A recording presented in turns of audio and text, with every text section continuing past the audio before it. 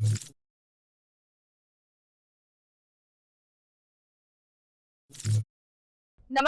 હું છું પ્રિયા અને તમે જોઈ રહ્યા છો જનતા કી જાણકારી ન્યૂઝ। નજર કરીએ આજના સમાચાર ઉપર।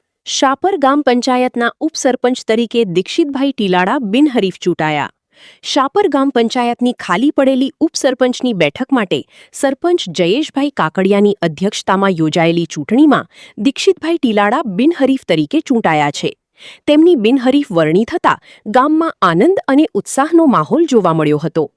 આ પ્રસંગે જિલ્લા પંચાયતના સભ્ય ધર્મેશભાઈ ટીલાડા તેમજ કોટડા સાંગાણી તાલુકા પંચાયતની શાપર ગામ બેઠક પરથી ચૂંટાયેલા અશ્વિનભાઈ ગઢિયાનું સન્માન કરવામાં આવ્યું હતું।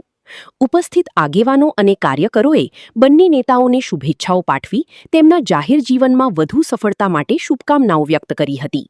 સ્થાનિક આગેવાનો, કાર્યકરો અને ગ્રામજનોએ દીક્ષિતભાઈ ટીલાડાને નવી જવાબદારી બદલ અભિનંદન પાઠવતા શાપર ગામના સર્વાંગી વિકાસ માટે તેમની આગેવાનીમાં વધુ વિકાસ કાર્યો થશે તેવી આશા વ્યક્ત કરી હતી। શું કહેશો, આજે શાપર ગામમાં ઉપસરપંચની ચૂંટણી યોજાઈ હતી? નમસ્કાર મિત્રો, ગત જિલ્લા પંચાયત અને તાલુકા પંચાયત સ્થાનિક સ્વરાજની ચૂંટણીમાં અમારા ગ્રામ પંચાયતના ઉપસરપંચ શ્રી ધર્મેશભાઈ ટીલાડા વેરાવળ 34 સીટમાં જિલ્લા પંચાયતના સદસ્ય તરીકે વિજેતા થયા।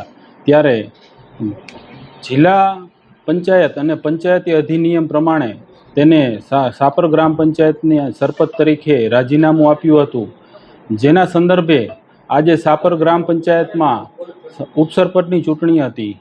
મને કહેતા ખૂબ આનંદ થાય છે કે આ ઇલેક્શન શાપર ગ્રામ પંચાયત ઉપસરપંચની ચૂંટણી કોઈપણ જાતના નિર્વિવાદ વગર બિનહરીફ તરીકે દીક્ષિતભાઈ ટીલાડાની અમે સૌ ગ્રામ પંચાયતના સદસ્ય અને સરપંચો આગેવાનો સાથે મળી અને વરણી કરી છે, જે આજે આપને દ્રષ્ટિગોચર થાય છે।